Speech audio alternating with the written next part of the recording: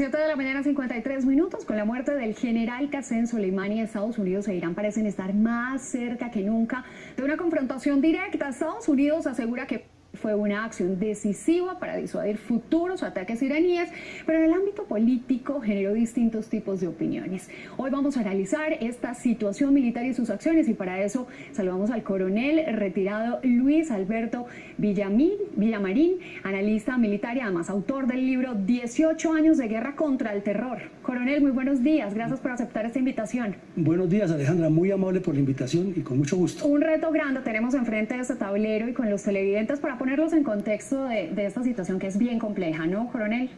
Bastante compleja. Antes de entrar en materia, quiero hablar de los últimos hechos que se han generado en medio de esa tensión en el Medio Oriente. Y es un elemento trágico que se desarrolló hoy.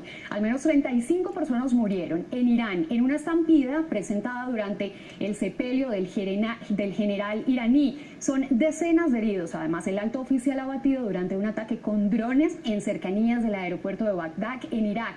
Era sepultado en su ciudad natal, Kermán, cuando se produjo esa tragedia. Veamos el informe. La mortal estampida sucedió en Kermán, la ciudad natal del general Qasem Soleimani, comandante de la Guardia Revolucionaria que murió la semana pasada en un bombardeo norteamericano con un dron en Bagdad. La televisión estatal iraní ya reporta 35 muertos y 48 heridos. Al parecer, una falsa alarma de un nuevo bombardeo ocasionó la tragedia. Las imágenes dejan ver cómo varios iraníes le dan masajes cardíacos a las víctimas. Estaba previsto que Soleimani fuera enterrado hoy martes y mucha gente pasó la noche en las calles para estar presente en el último adiós al militar.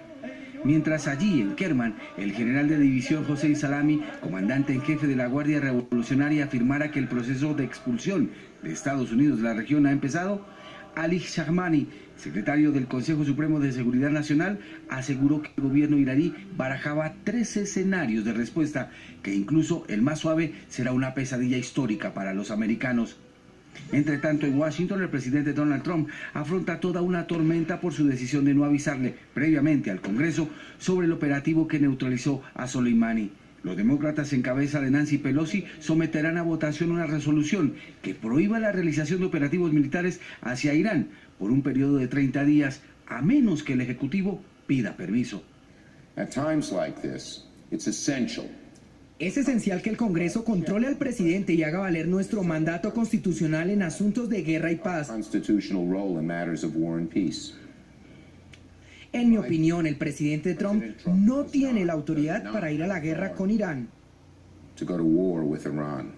Y a la ya tensa y confusa situación se sumó esta carta, aparentemente escrita por el comandante de las tropas estadounidenses en Irak, y en la que Estados Unidos notificaba al gobierno de ese país que efectuaría un reposicionamiento, acogiendo la orden del Parlamento iraquí de retirar las tropas de ese suelo.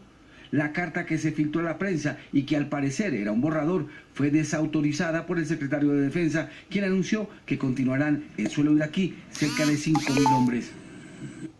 Estados Unidos tiene 14.000 hombres en Afganistán, 7.000 en Bahrein, 5.000 en Emiratos Árabes Unidos, 13.000 en Qatar, 13.000 más en Kuwait y cerca de 3.000 en Jordania, otros 3.000 en Arabia Saudita y cerca de 2.000 en la frontera con Siria. Bueno, coronel, ¿quién era este hombre? Veíamos esa movilización masiva, ese amor que le profesaban los iraníes. ¿Quién era Soleimani? ¿Era un personaje tan deslenable como lo califica Estados Unidos? ¿Tan repudiable, un terrorista?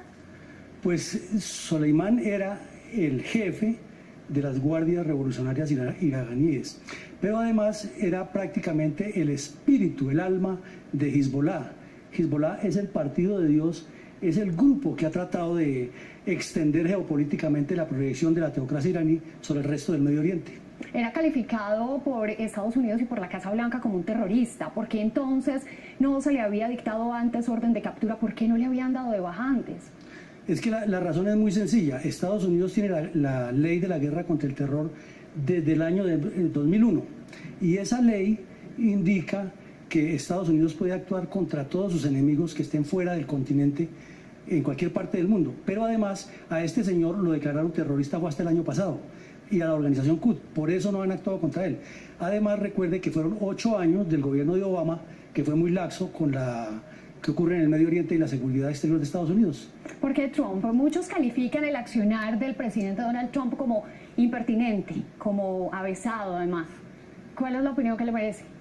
Pues me parece que no es avesado.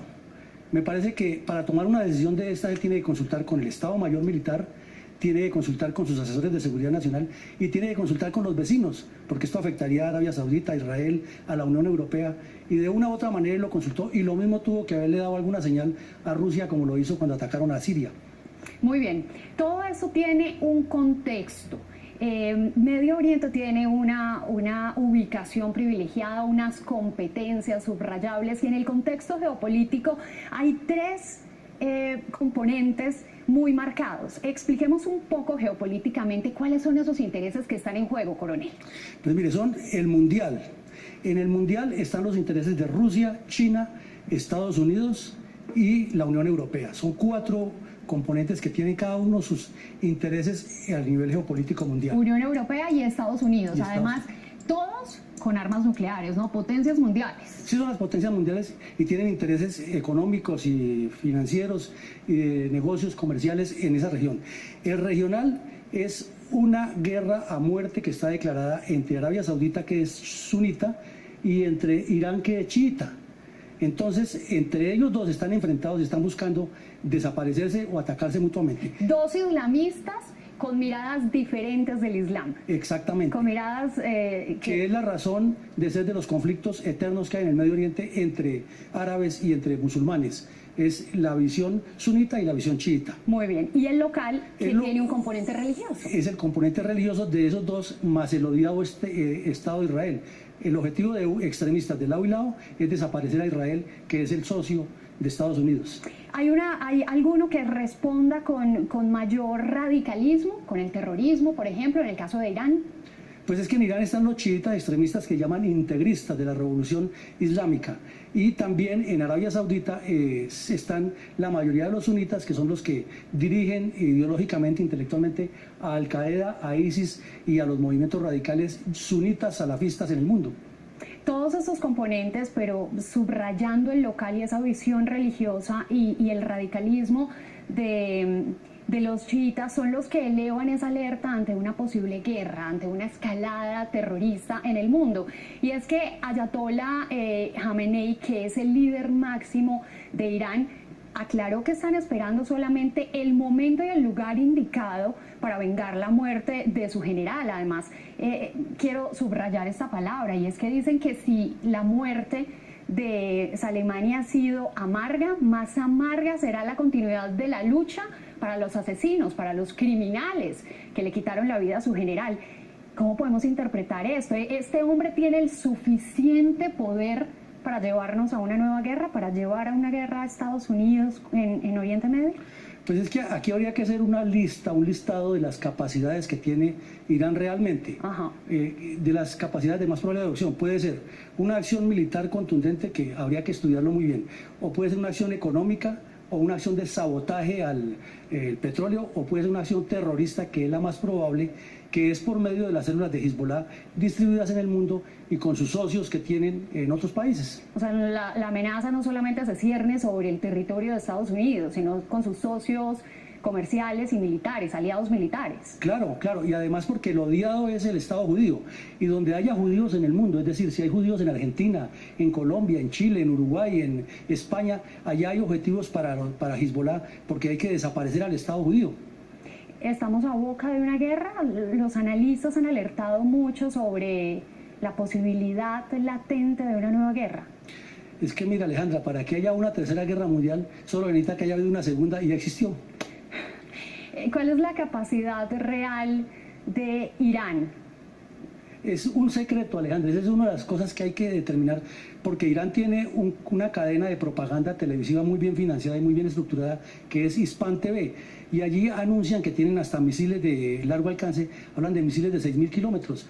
hablan de que reinician su capacidad nuclear y hablan de que tienen capacidad marítima para enfrentar a la flota naval de Estados Unidos o de la Unión Europea en el mar. Vamos a hablar también de esa presencia de Estados Unidos justamente en Oriente Medio y diríamos, estos serían blancos cercanos, ¿no? Blancos próximos. Vemos tropas en Irak, en Kuwait, en Qatar, Bahrein, Emiratos Árabes, Afganistán.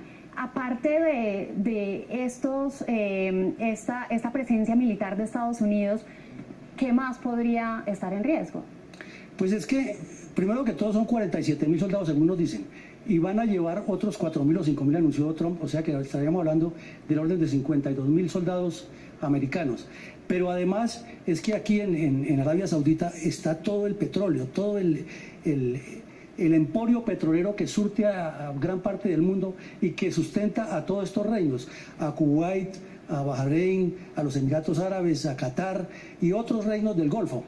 Entonces, esos son objetivos también para sabotaje, porque si le dañan la producción petrolera a estos enemigos sunitas, entonces necesariamente alguien tiene que comprar el petróleo chiita.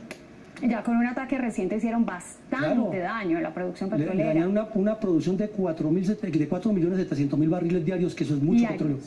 Eso equivale a la cuarta parte del petróleo que consume Estados Unidos.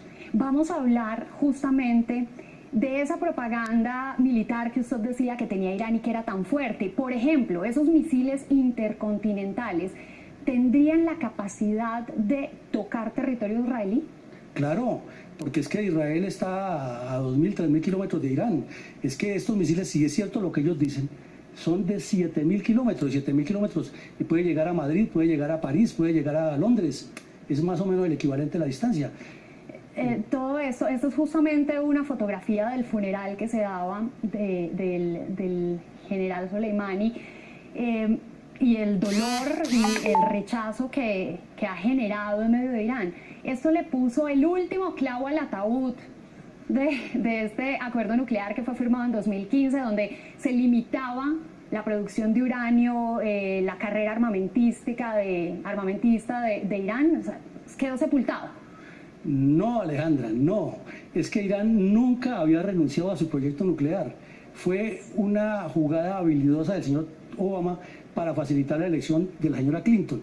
Y a Irán le convenía que eso ocurriera, pero ellos siguieron en su proyecto nuclear y lo siguen desarrollando. Que ahora anuncien que lo van a reiniciar, eso es una perogrullada. Ellos lo estaban haciendo y lo siguen haciendo. ¿Qué tanto hay de cortina de humo en todo esto, en medio del contexto en el que se enfrenta el presidente Trump políticamente en su país? Pues es que cortinas de humo hay de lado y lado, porque Irán también está en los problemas internos. Y obviamente al presidente Trump le estaba necesitando eso. Es que no es la primera vez que un presidente de Estados utiliza una acción bélica para lavar su imagen. Recuerde que Clinton lo hizo en Sudán y en Afganistán cuando tenía su problema con Mónica Lewinsky. Bueno, coronel, una historia que se va escribiendo día a día, que estamos haciendo futurología, porque no sabemos qué va a pasar. Muchísimas gracias por habernos acompañado esta mañana en el tablero. No, con mucho gusto, Alejandra.